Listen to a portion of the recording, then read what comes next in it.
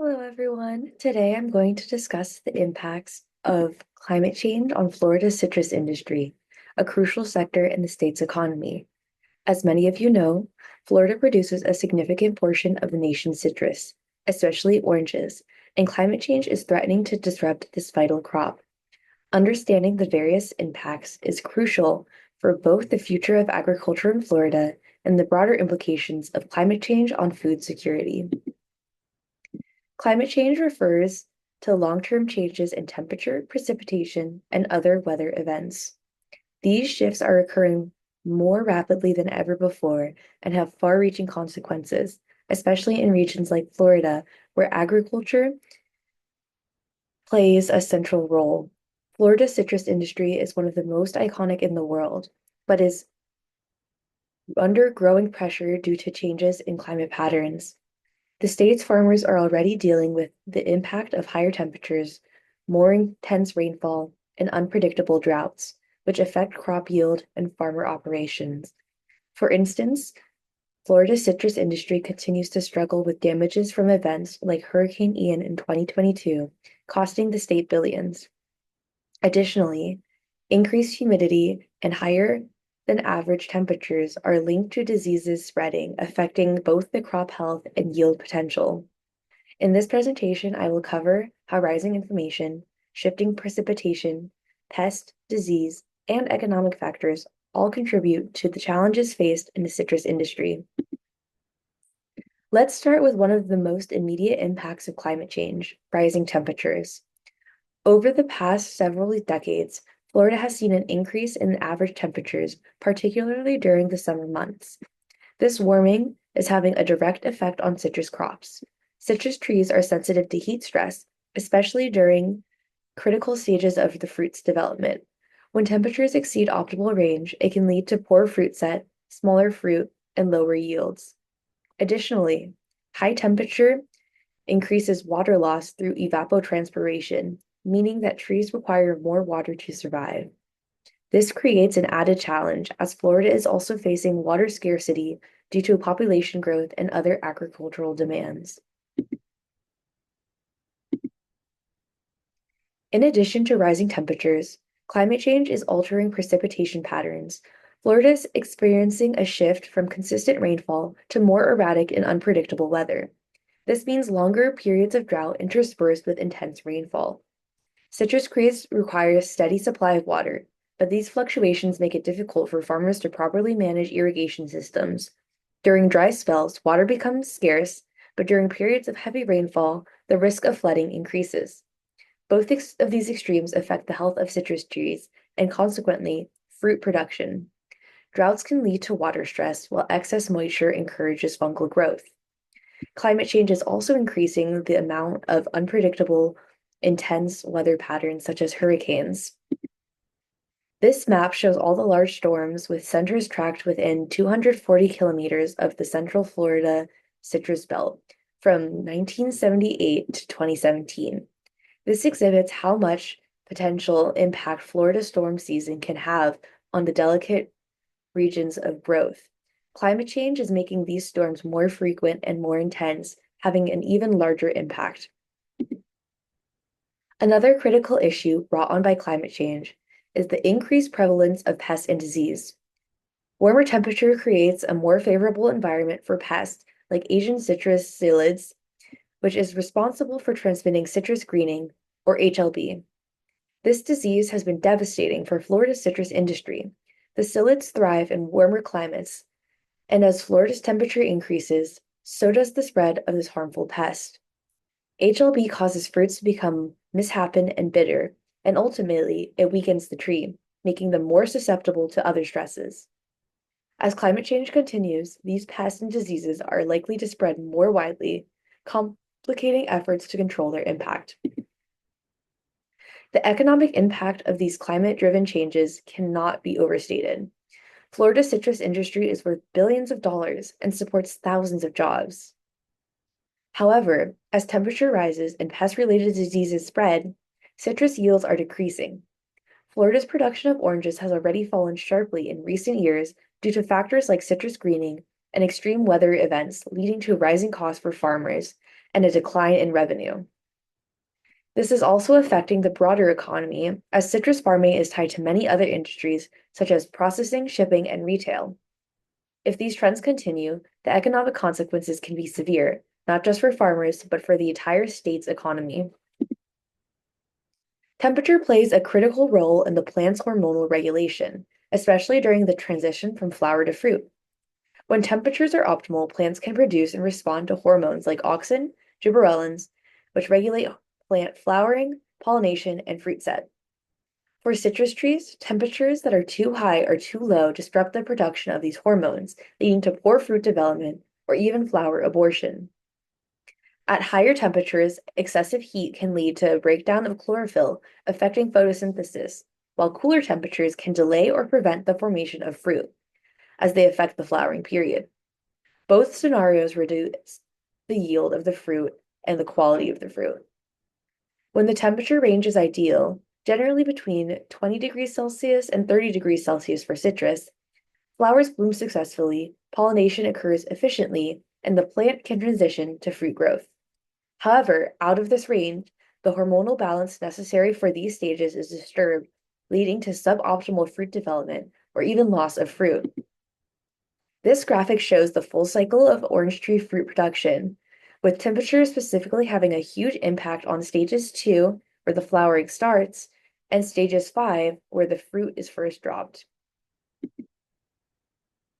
Water is another critical resource for citrus farming. As temperatures rise and rainfall becomes more unpredictable, managing water becomes increasingly difficult. Florida's citrus industry has already faced issues with water availability, especially in areas that rely on groundwater for irrigation. During droughts, water shortages can lead to stressed trees and reduced crop yields. On the other hand, excessive rainfall, often associated with storms or hurricanes, can lead to flooding, which negatively impacts the root system of citrus trees. To water the plants and manage them better, some farmers are turning to more efficient irrigation systems like drip irrigation, which delivers water directly to the roots, minimizing waste. However, these systems are costly and not all growers can afford the necessary infrastructure for upgrades, making this not a perfect solution.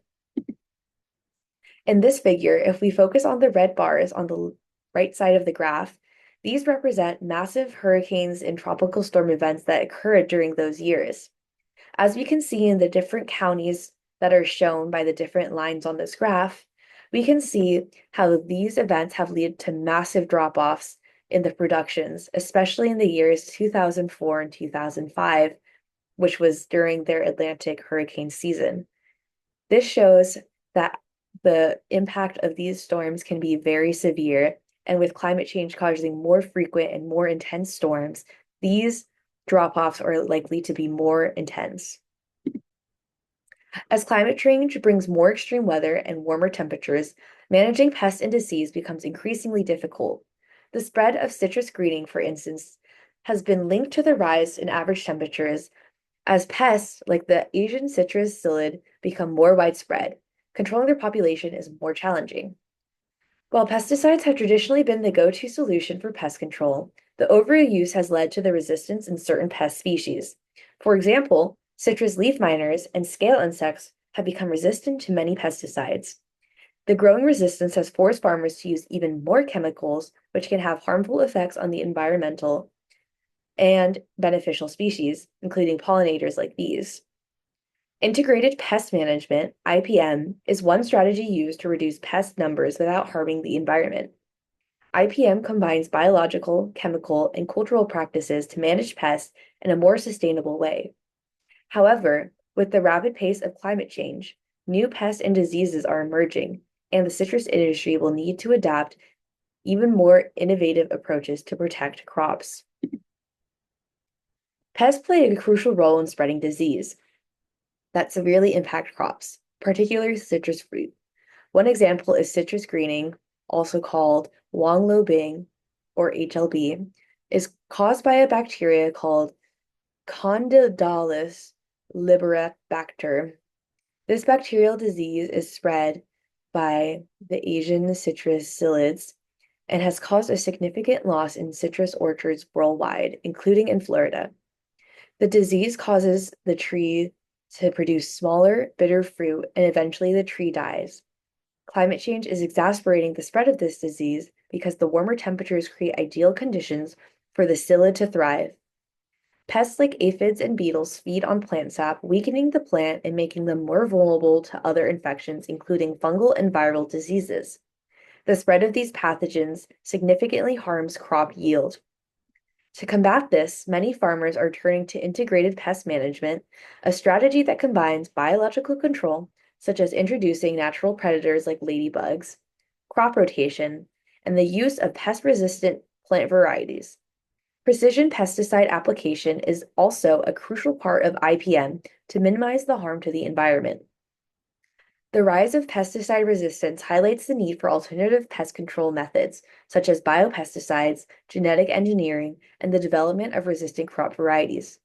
Continued research into pest behavior and disease transmission is crucial to improving the resilience of agriculture in the face of these challenges. Researchers are also working hard to develop resistant citrus varieties, but those efforts have yet to provide a comprehensive solution to the problem. The economic consequences of climate change on the Florida citrus industry are profound, as yields decrease due to heat stress, water scarcity, and disease. The cost of production in citrus increases. Farmers face higher expenses for irrigation, pest control, and disease management, and these rising costs are passed on to the consumer. Furthermore, Florida's citrus industry supports jobs in related sectors, including processing and distribution. If citrus production continues to decline, it could lead to job losses in these areas, further compounding the economic impact. Florida's agricultural economy as a whole is vulnerable, with citrus being one of its cornerstone industries. Looking forward, research will have to play a pivotal role in helping the citrus industry adapt to climate change. Scientists are focusing on developing heat-resistant and disease-resistant citrus varieties that can withstand the pressures of rising temperatures and diseases like citrus greening.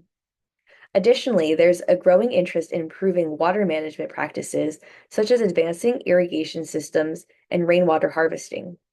By investing in research and innovation, the citrus industry can better prepare for future challenges and potentially mitigate some of the negative impacts of climate change. To conclude, climate change presents a significant challenge to Florida's citrus industry. Rising temperatures, unpredictable precipitation, and the spread of pest and disease threatens both crop yield and economic viability of the industry.